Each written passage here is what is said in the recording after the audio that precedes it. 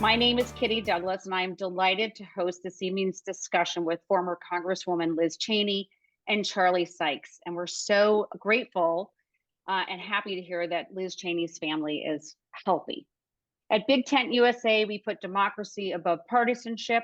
We are a national women-led voter coalition dedicated to protecting democracy, women's reproductive rights, and our children and our grandchildren's future through education and civic engagement.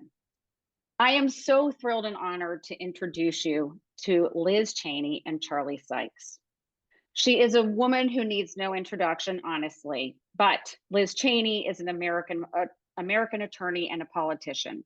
She represented Wyoming's at-large congressional district in the U.S. House of Representatives from 2017 to 2023 and served as chair of the House Republican Conference, the third highest position in the House Republican leadership, from 2019 to 2021. Notably, she recently published her book, Oath and Honor, which is a bestseller detailing her own history and service to our country and her work on the January 6th Commission. I'll just add that I've had the privilege of meeting Liz at my house. Now I'm going to quote Susan Bevan here because I have not had the privilege of meeting Liz Cheney at my house. But Liz, if you come to Rhode Island, you're coming to my house. That's all I'm going to say. And in Susan Bevan's words, I can promise you that she is the real deal. And I think everyone on this call tonight, Liz Cheney, also knows that you are the real deal. She is smart, insightful, thoughtful, and absolutely dedicated to the United States and our democracy. And on behalf of all of us on this call tonight, I thank you, Liz Cheney. Charlie Sykes, until recently, a founder and editor at large of the Bulwark and host of the Bulwark until recently, a founder and editor at large of the Bulwark and host of the Bulwark Podcast, one of my daily listens. So I miss you, Charlie. Currently, he is an NBC, MSNBC contributor and columnist. He's the author of 9 books. His most recent book, right behind him, is How the Right Lost Its Mind. Sykes has written for numerous publications, including the New York Times, The Atlantic. He's taken over Tom Nichols' slot right now. So definitely get your Atlantic, the Weekly Standard, the Washington Post, Commentary, the Wall Street Journal, Politico, the Los Angeles Times, Newsweek, Time, USA Today, National Review, the New York Review of Books, the Daily News, and other publications. And he's just started his own Substack, To the Contrary, which I highly recommend as well. The link is in the chat. Okay, with that, I'm going to turn this call over to our esteemed guests. And once again, thanks everyone for coming to BigTent. Thank you so much. And by the way, Liz, it is good to talk with you again. We have so much ground to cover. It's May 1st, 2024. We're only a few months away from this choice. So let's start with something that happened last week. The arguments in front of the U.S. Supreme Court, in which Donald Trump's lawyers made the case that he should have something close to absolute immunity. In fact, under questioning from the justices, suggested that even if the President of the United States ordered a military coup or ordered the assassination of a political opponent, that he should be immune from prosecution. So talk to me a little bit about what you saw last week, both the argument that Donald Trump is making, the reaction of the justices, and how you think this is going to play out, what the stakes are. Well, thank you, Charlie. Wonderful to be with you again and with everyone here at BigTent. So thank you all for having me. It was a very important argument, as you pointed out. And I think that there are certainly some areas where you can have a debate and a discussion about whether or not immunity might apply to certain official presidential acts. Mm-hmm.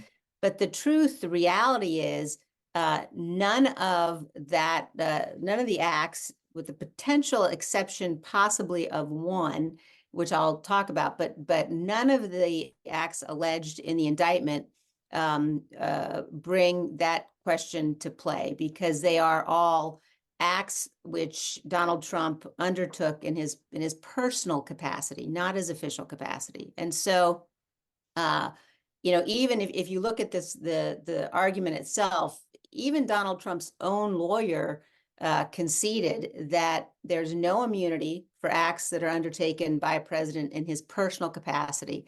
And when you think about what the former president is charged with in the January 6th indictment, all of the events in that indictment have to do with the lead up to and the count of the electoral vote on January 6th. And of course, the president has no role in those events. He has no role at all.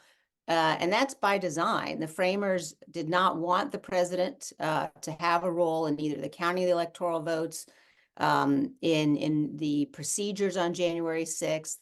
And so when, for example, Donald Trump is, placing calls to Mike Pence, who was acting as president of the Senate on the 6th, Trump's doing that as a candidate. He's not doing that in his capacity as president. When Donald Trump filed a brief in the Supreme Court in the Texas v. Pennsylvania case, the brief itself says he's filing it in his personal capacity. So there's no question that whatever the debates and the discussions that might go on about presidential immunity, those should not have an impact here because there's so clearly not immunity. Even in the one instance where someone could credibly argue that it might be an official act, that has to do with Trump's determination to name Jeff Clark Attorney General. Even in that case, no immunity should apply there, because that essentially was very similar to the hypothetical that the Chief Justice raised during the oral argument, where he asked about a situation where a president took a bribe in exchange for appointing someone ambassador. In this case, we know that Donald Trump was appointing Jeff Clark Attorney General because he wanted Jeff Clark, and Jeff Clark had agreed to spread his false election claims. So I think that the way the court should rule is very clear.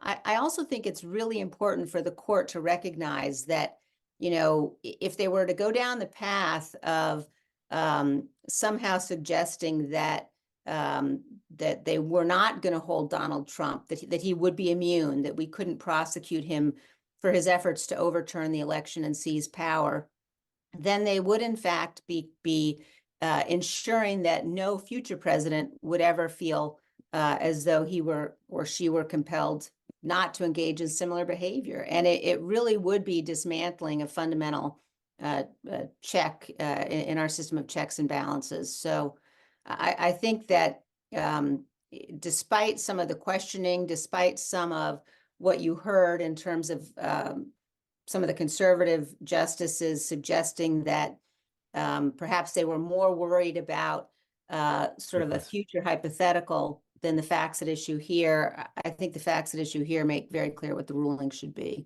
Well, and the other aspect, besides just the substance of the ruling, of course, will be the timing of the ruling. And you had been very, very forceful telling the Supreme Court, don't drag your feet on this. It is absolutely essential that we get some sort of closure on this, that we actually have a trial before the election. It certainly appears as if this court's because by delaying that hearing and by delaying an opinion and perhaps the way that they're going to play this out will in fact make it substantially less likely that January 6th trial will take place before the election. Your thoughts? I think this is a situation where it's so clear that if you're just focused on ensuring that a trial happens in the ordinary course, right, which is really what we're talking about, and making sure the American people have the information they need, that the court should move quickly. They should have moved more quickly than they have. And I think, as I've laid out, it's fundamentally important that the American people see all of this evidence. Do you think they will, though? Clearly, I am still hopeful, Charlie, that the court will do the right thing, and that we won't see delay, and that we will see, the facts that right now have only been presented in front of a grand jury that testimony and the evidence presented in open court. And you know that Donald Trump is very nervous about this. I mean, just today, again, he went on at length, lying about the select committee. He makes these accusations that the select committee destroyed evidence. And he went on really, at some length about it in the way that only somebody who was truly desperate would. It's obviously not true. And I always remind people, if you, even the transcripts that Donald Trump has claimed were somehow hidden or destroyed, he has had those transcripts since last year. He's had everything. And he also has the grand jury testimony. So the reason he's so desperate to delay this is because he knows there's no defense for what he did. There's no defense for his actions leading up to and on January 6th. So this is one of the most extraordinary developments of the last several years, has been the way that not only has Donald Trump not really denied the role, or denied what happened on January 6th, he's embraced it. And he seems to be doubling down on embracing it. He is continuing to pledge that he's going to pardon the January 6th, many of the rioters, his supporters, who, including apparently people who attacked police officers, has made the January 6th kind of a centerpiece of his campaign. I think for a lot of people, they thought that, okay, so, I mean, you've watched as this has evolved from it was Antifa to it was no big deal, or it was just tourists. And now, Donald Trump seems to be saying, yeah, these were true patriots. So in many ways, it feels as if by doing this revisionist history, he's saying this might happen again. I mean, isn't that the key point, that may have been a rehearsal? Well, there's no question. I mean, I think that he wouldn't be able to do what he's doing in terms of this full embrace of the violence, the attack itself, if he didn't have enablers. I mean, if you go back and we've talked about this before, if you look at where everyone was, including almost everybody in the Republican Party in Congress in the days just after the 6th, nobody certainly was speaking out to say, oh, the people that did this were patriots. And you've now got a situation where so many of the elected leadership, people like Elise Stefanik, parroting Donald Trump's claims that the January 6th criminals are hostages. And I think this is something it's really important, especially for people on this call, to make sure that we stand for the truth, and that we don't walk away from or stop talking about what Donald Trump did, or act as though, well, maybe people are tired of hearing about the 6th.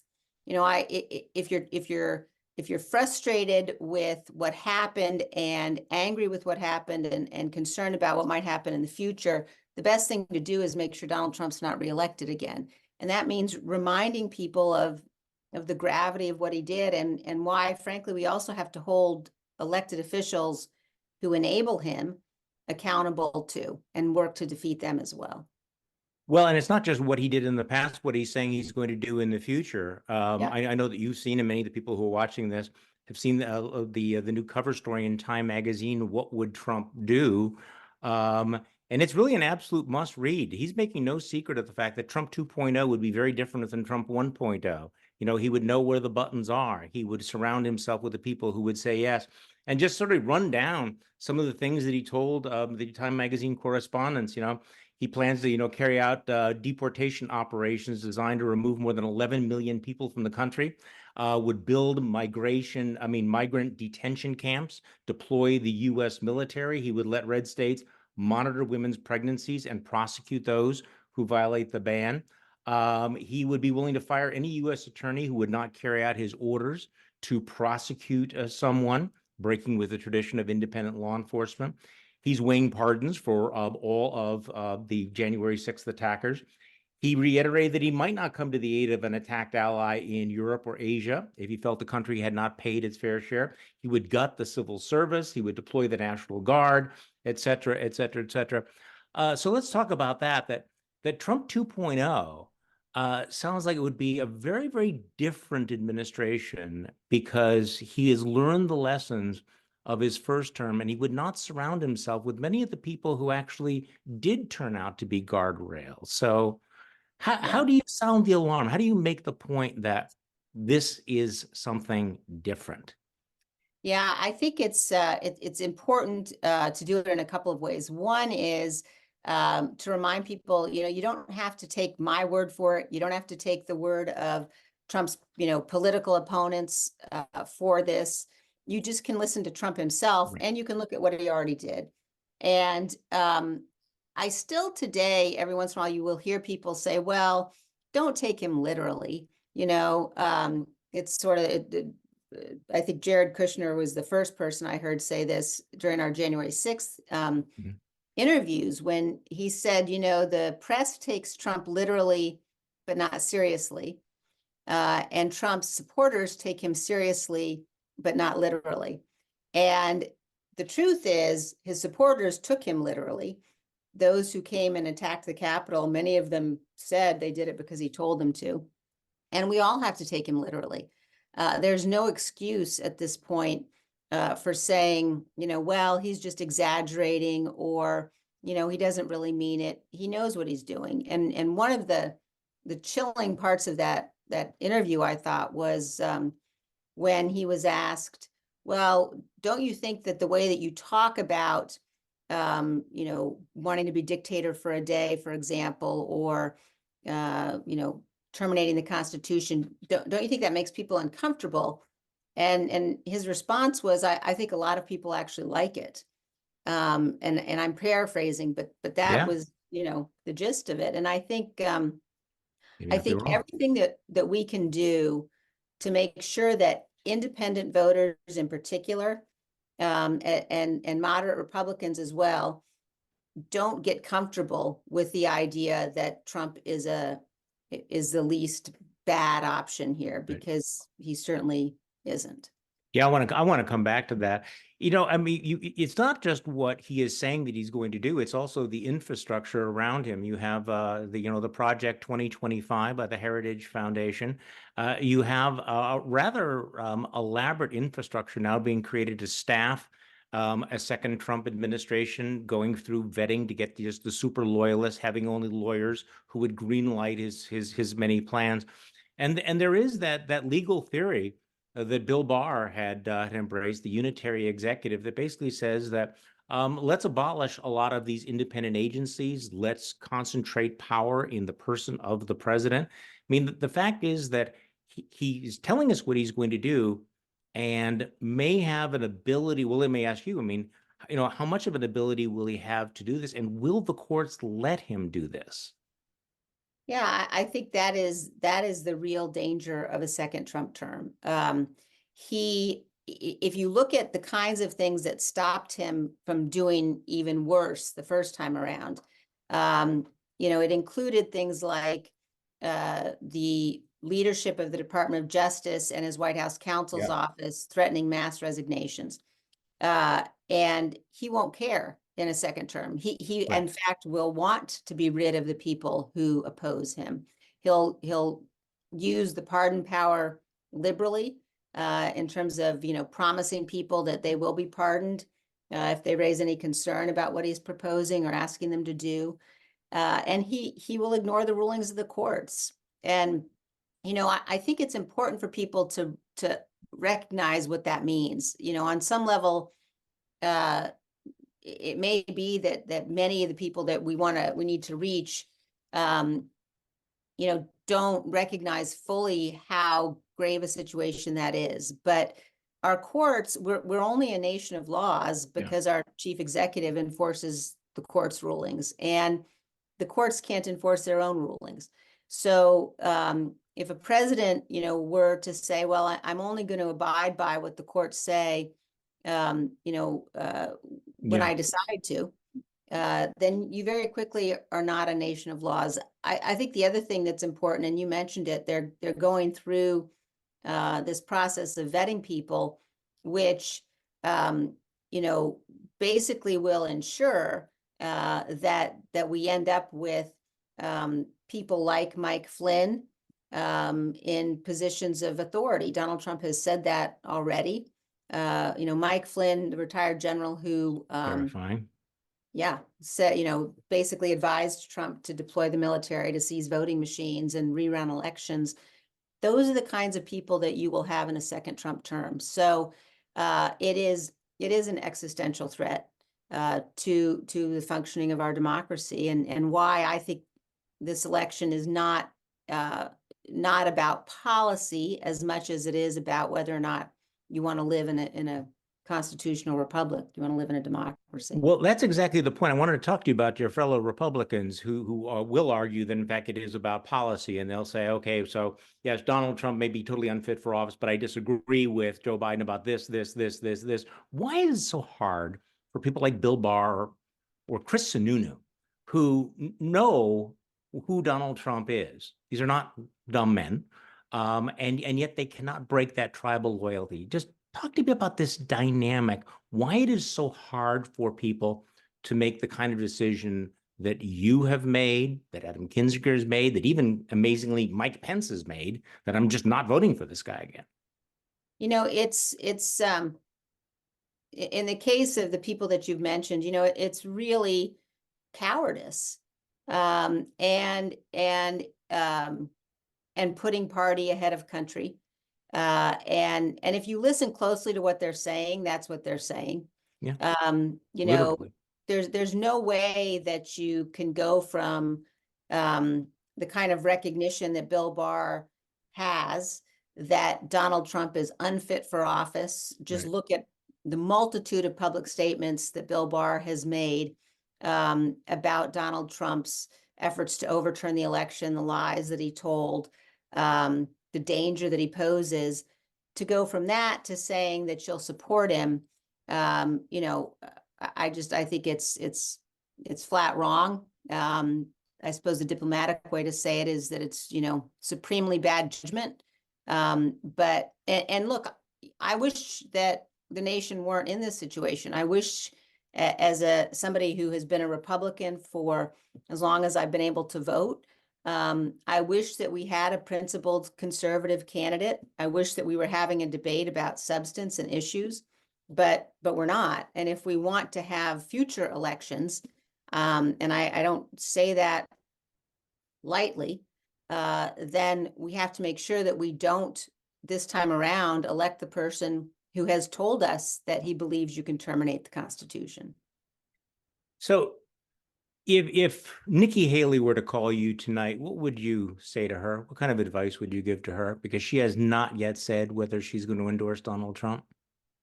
I would say, Nikki, you know what's right. You know what's right for the country. You know the kind of person that Donald Trump is. And you ought to do what's right for the country. And you ought to make sure that in this election cycle, you're not voting for party over country. So I would urge her to be clear that she's not going to support Donald Trump. And I would tell her that history is going to look back on this time. And frankly, too many elected Republicans are failing the fundamental test of fidelity to the Constitution. And I hope she'll put herself on the side of the Constitution. Well, we're getting lots and lots of questions about the presidential race and what you're going to be doing. But before we do this, I'm really interested in getting your take on what your former colleagues are going through right now, because they're going through some things. The good news, I suppose, from last week was this massive bipartisan vote in favor of aid to Ukraine, in favor of aid to Israel and to Taiwan, that appeared to be, at least on some level, kind of a declaration of independence from MAGA world, from Donald Trump. So first of all, give me your thoughts about how that came to be, and because it felt very countercultural to have Democrats and Republicans working together on something like that, and Republicans defying Donald Trump, who clearly wants to abandon Ukraine. Yeah, I wish that it had happened sooner.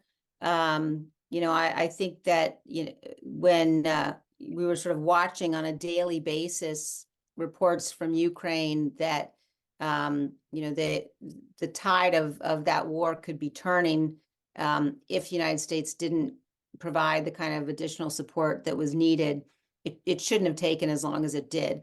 But I'm very glad that we got it done. I think, on the one hand, the fact that so many Republicans voted against it is obviously cause for concern. But I did think it was an important show of support for what's right, even in the face of objection from our party's nominee. And so I think it's important. And I think it also showed that people are willing to listen to the intelligence and conduct themselves in a serious way based on substance. So I hope that we'll see more of that. And I think it was very important that the speaker put that vote onto the floor and that it passed the way it did.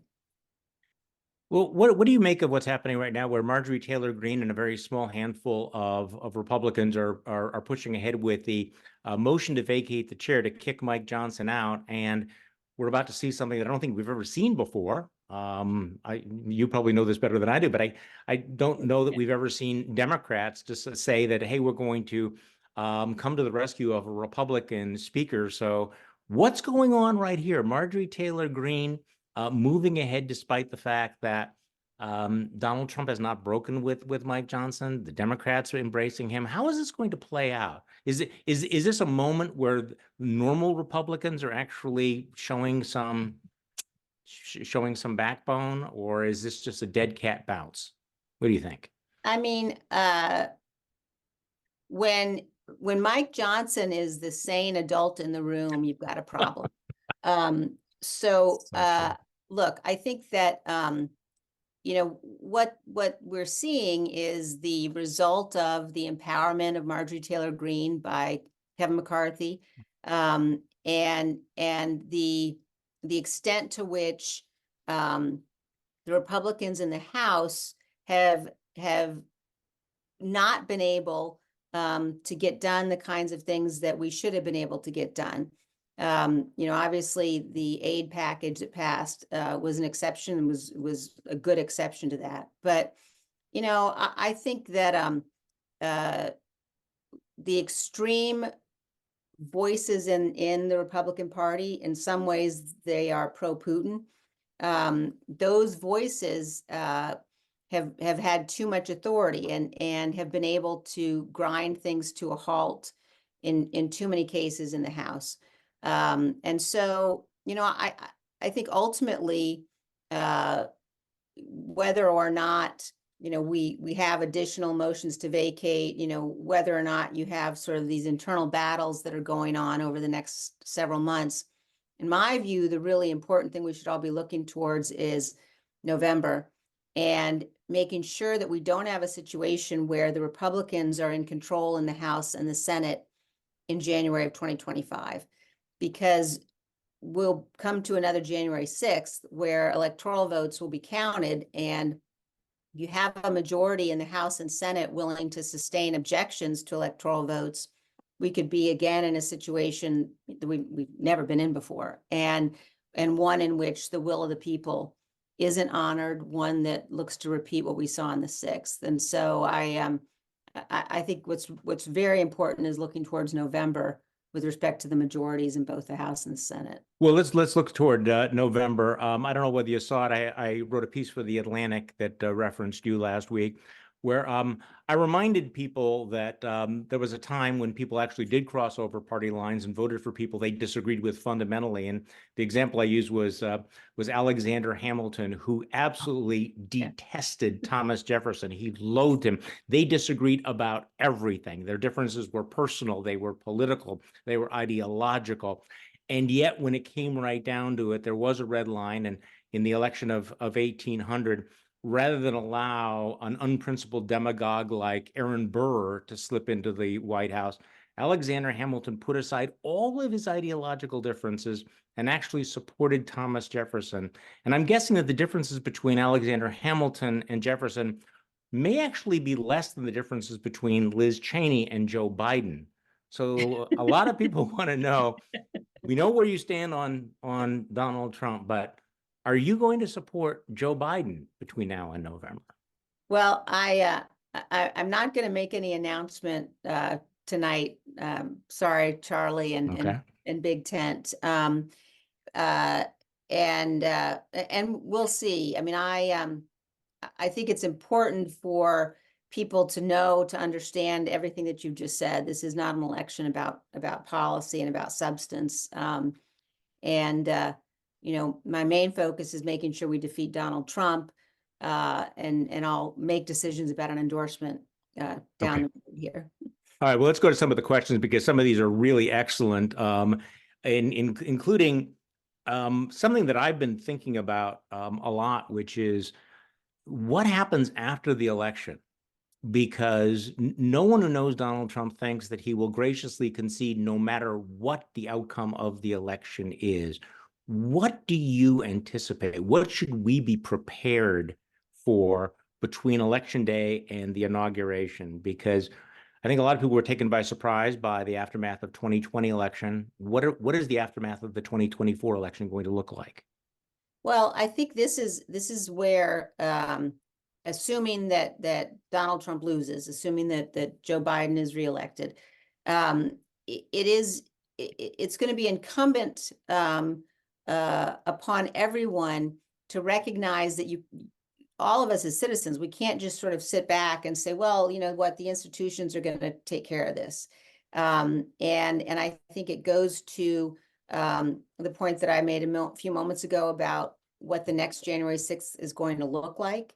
I think that you know, our Constitution requires that we defend it. It requires that citizens, elected officials, our judiciary, that you know, all of us make difficult, tough choices in times when it might be easier to look the other way and hope someone else is going to handle the constitutional challenge, to recognize that's not the case. And so I think that what we've seen happen in too many instances is the people that are willing to, you know, advocate for rejecting votes, advocate for rejecting electoral votes, look the other way, or advocate openly for violence in our political process.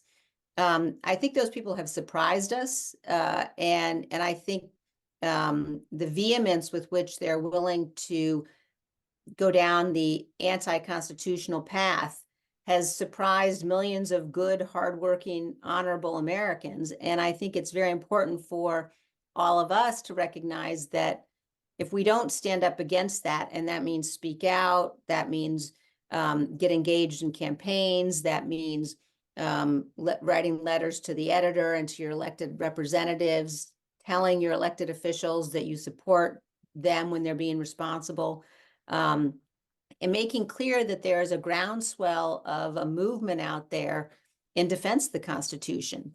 And I think that's going to be very important. It's going to be necessary. But, you know, Donald Trump has at every moment when he could, he's attempted to blow through the guardrails of our democracy. And when he does that, and there isn't a sufficient response, or he's not held accountable, then, you know, he'll do it again, and he'll continue to do it. And I think that's why, one of the reasons why it's so important that he be held accountable, that the survival of the republic depends upon it.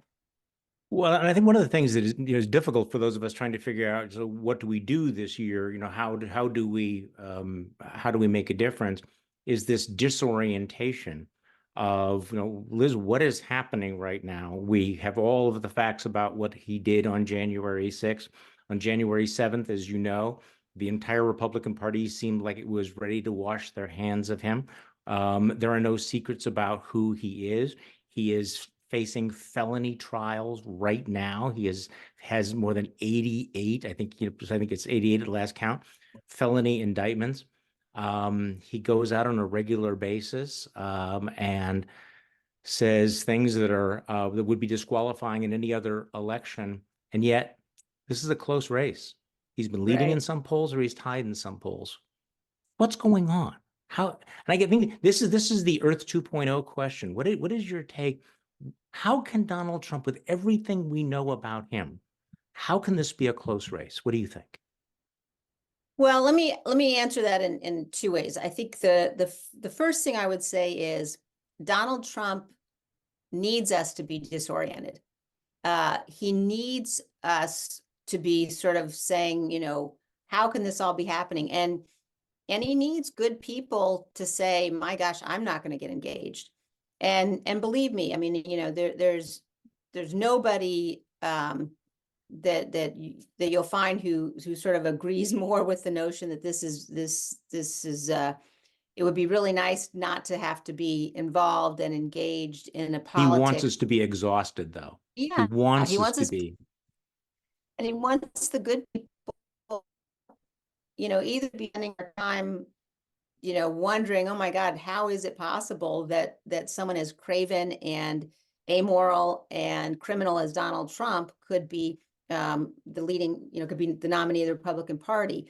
And certainly I think, there'll be a moment for us to all look back and ask these questions. There'll be, moments when my former colleagues and other elected Republican officials who collaborated with him and appeased him, they're going to have to answer to history. But I think what we have to do now is keep a laser focus on beating him. Mhm. And, he's going to be Donald Trump. He's going to be, the person that's been adjudicated to have committed sexual assault and the person that's, facing criminal charges for attempting to overturn an election and seize power. And we're going to beat him at the polls. And it's really important for I think us to be single-minded and clear in our focus about that. So here's another question. Charlie, maybe you and Liz can both talk about how to get more Republicans to stand with you. And of course, that is the difficult thing. We talked about the cowardice of Republicans. You have the same kinds of conversations that I probably have, saying, well, I can't, Trump is all these things, but this issue or that issue. What is the key, do you think, to getting other Republicans who may disagree with the Democrats, who may have policy alignments with Trump, to realize that that is not what this election's about? Yeah, I mean, I think that I think what we have to do to win the election is not convince everybody. And on some level, it's clear that the elected leadership of the Republican Party is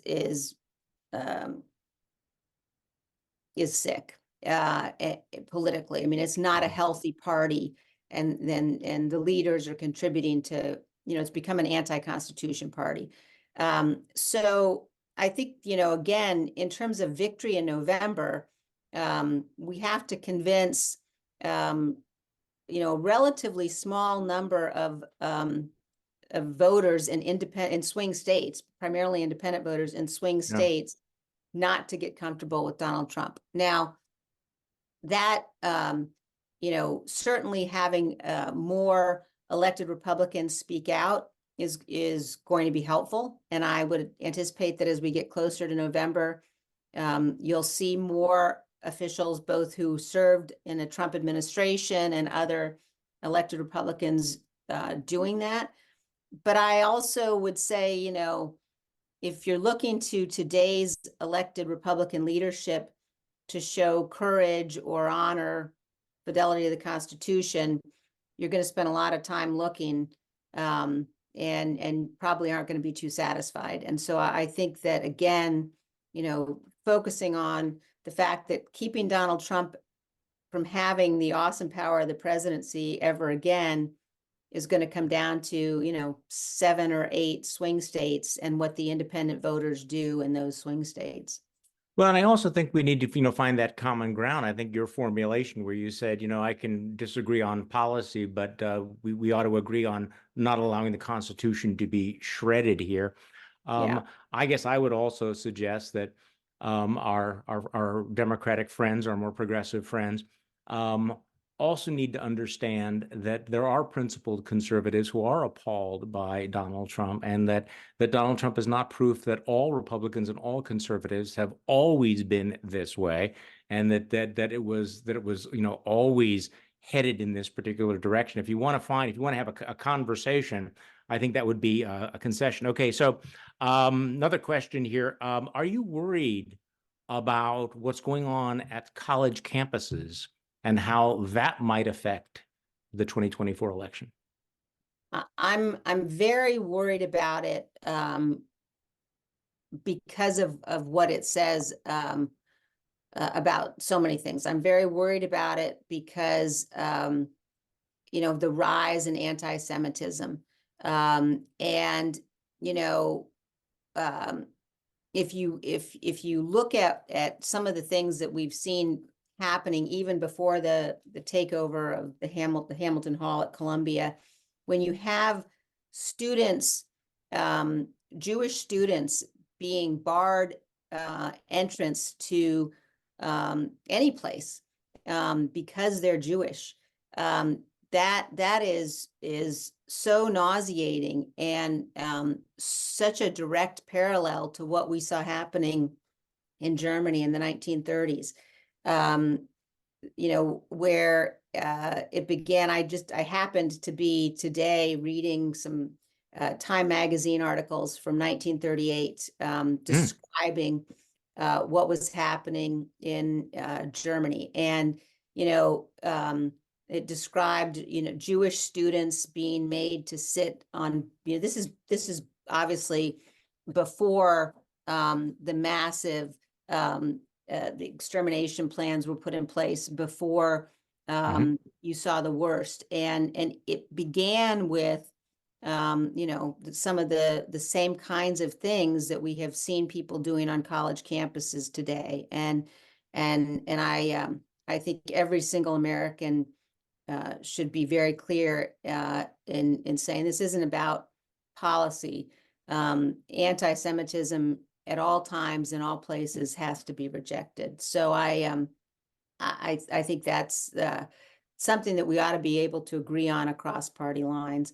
And look, I think that you know, people, you can express a concern about the plight of the Palestinian people, a legitimate and real concern, but it's important to recognize and understand that, you know, the entity most directly responsible for the plight of the Palestinian people is Hamas. And I you know, see a lot of ignorance when I see some of the things that people who are being interviewed on campuses are saying about, you know, what they seem to know about life in Gaza, what they seem to know about the treatment of Palestinians by the terrorist organizations, or Iran's role in all of this. And so I think that you also have, I believe, some outside influences, outside actors involved in a number of these protests. But I also think it's important, no matter what the topic of the protest is, these are the leaders of our colleges and universities have to be willing to say, you have a First Amendment right to protest. That has to be done peacefully, and you can't interfere with, you know, other students' abilities to learn, and you can't interfere with, you know, what's happening on campus, and take action to make sure that people are protected. Well, I think people also ought to be thinking about the political fallout from all of this. I think that, you know, some of us are having PTSD flashbacks to 1968, when the Democrats also had a convention in Chicago that became kind of a police riot type of situation. And I think that people ought to understand that the backlash to that really reshaped our politics, that Republicans held the White House for 16 of the next 20 years. And so the question is whether or not Donald Trump is going to be able to exploit this, whether or not some of these protests, the people who go death to America, are making an in-kind contribution to the Trump campaign. And I think it's just kind of a reality check here. I mean, what are the, you know?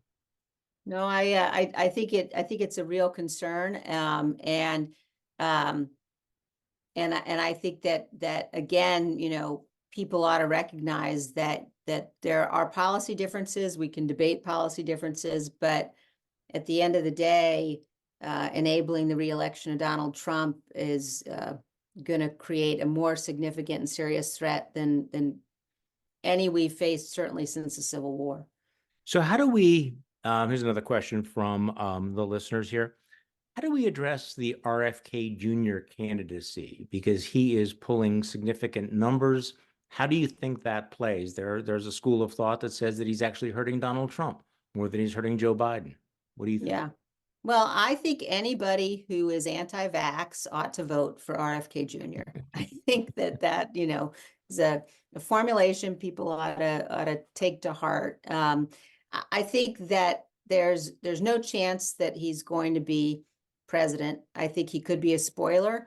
But I think that people really ought to go back and look at what he has said over the years, look at the extent to which he's anti-science, the extent to which his vice presidential pick is someone who's expressed opposition to in vitro fertilization. I find it very difficult to believe anybody who is pro-science and who understands how important and life-saving vaccines, for example, have been across the years would be casting a vote for RFK Jr. Any thoughts about who Donald Trump might pick as his vice presidential running mate and how that might affect the race? I'm guessing that Kristi Noem is probably not at the top of the list right now, because apparently the one thing that unites all Americans is opposition to puppy killing. Who knew? Yeah, I mean, that story is so horrific, and I've been thinking about it so much. I know Kristi Noem. I served with her in Congress. She was actually she was assigned to be my mentor when I first got to the House. I campaigned for her when she ran for governor.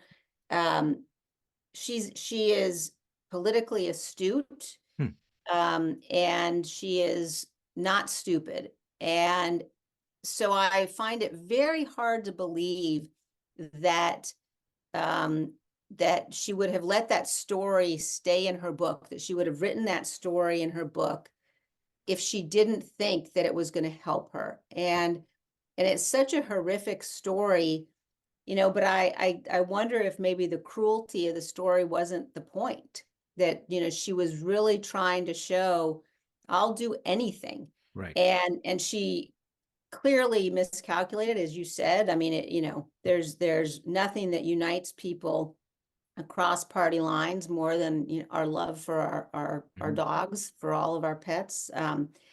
But I think it really tells you something about MAGA, about efforts to please Donald Trump. So I find it deeply concerning. I mean, this was basically, the book was intended to be her resume, as her resume Right. for vice president. And apparently they're all falling all over themselves to say, okay, I won't be Mike Pence. I won't do what Mike Pence did on January 6th. I may not kill puppies, but I am willing to shoot the Constitution.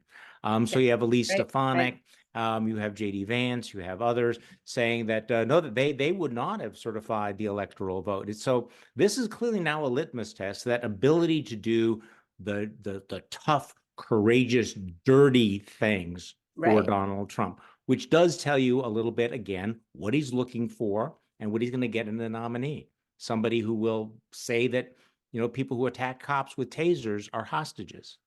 Yeah, and I think it goes to the fundamental point, Republicans who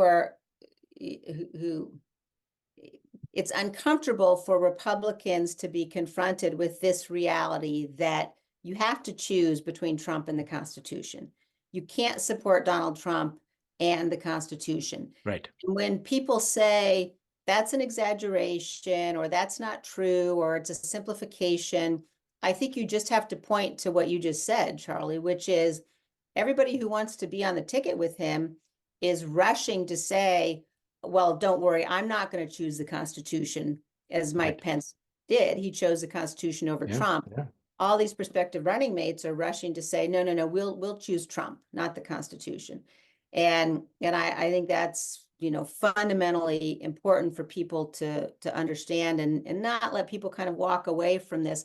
And look, if people are uncomfortable saying that publicly as elected Republicans, I wish more would, but all we need them to do is not vote for him, and they can not vote for him in secret in the polling place. And at the end of the day, that's the most important thing. So you've made it clear that we need to be laser focused on this November defeating Donald Trump, and obviously, I agree with all of that. But what are the long-term prospects for the Republican Party post-Trump? Do you envision a Republican Party that returns to the principles that it used to be associated with? Will the fever break? How long is this going to last? What is it going to take, or if anything, for the Republican Party to not lose its mind? Well, I think that post 2024, we have to be able, I think that we have to have, whether, it's a new party, whatever the structure is, we have to be able to say, look, here's how to build the best future for this country. And are you thinking about a new party? Do you think that we'll be able to be a new party? It may have to be. I don't know the answer to that, but I do know that in order for conservative principles, in order for the nation to be healthy politically, to be able to have this debate that we need to have between liberals, progressives, and conservatives, to be able to come together where we can on key issues, we have to have a substantive participant on the right. And today we don't have that. And I think that you can't minimize the work that's going to have to be done, because you're going to have to convince people, look, you can fight for these principles politically and advocate for principles that are conservative. And people should join us in doing that. But so many of the people that are leading today's party, in my view, obviously don't have the credibility to be able to do that, because you have to have two parties that believe in the Constitution. Well, speaking of which, I should have asked you this earlier. Were you surprised by Mike Pence deciding to say that I'm not supporting Donald Trump after being so loyal? And this occurred after there appeared to be the domino effect of people like Chris Sununu saying, "Well, no, I'm going to get on board." Were you surprised by Mike Pence? No, I wasn't. I mean, I was very glad to see it. I was heartened to see it. Had it not been for him, we would have faced something far worse on January 6th. Yeah. And so I think that, it's sort of by definition, that's the constitutional role. It's obviously, there are very few people willing to say it, but I was heartened that he did the right thing, and that he's followed through on it. I mean, when we talk to Republicans, I've found to be able to say that, look, who's more conservative than Liz Cheney? And even Mike Pence isn't supporting Donald Trump. And it is interesting. You can tell from people's eyes that that's, this isn't just MSNBC or NPR telling us about Donald Trump. This is coming from inside coming from inside the room. And I think that's going to be crucial to get those voters, to give them that permission to be able to say, I voted Republican my whole life, but I'm not going along with shredding the Constitution. No, I think you're exactly right. And I also think, and I travel the country a lot, I speak to a lot of people, and I really am, at the end of the day, very hopeful and optimistic that, the majority of people in this country, they want a president that their kids can look up to. They want to know that the president can be trusted to guarantee the peaceful transfer of power. I mean, those are really pretty fundamental American values. And those are values most of us, the vast majority of us, believe in, and I think will guide how people vote. So I'm hopeful this will turn out the right way, but it's going to take a tremendous amount of work. And then we're going to have a lot of work after this election, to get back to political parties that are worthy of the support of good, honorable people around the country. Yeah, it's going to be a long haul. Liz Cheney, thank you so much for this conversation. I appreciate it very, very much. Charlie, thanks for everything you've done as well. Thank you. Yes, thank you so much, Liz and Charlie. I was going to end with the quote that you said, Liz. When Mike Johnson is the adult in the room, we have a problem. But you know what? That is a downer, although I loved it. So I'm going to end with your quote when you said, we have a groundswell of support in defense of the Constitution. And I think that that is true. That's what Big Tent is all about. So good night, everyone. Thank you for coming to Big Tent. And Charlie, Liz, thank you for everything that you do. We hope you'll come back. We need you both. And we're going to get this done in November. Thank you so much. Good night, everyone. Thank you.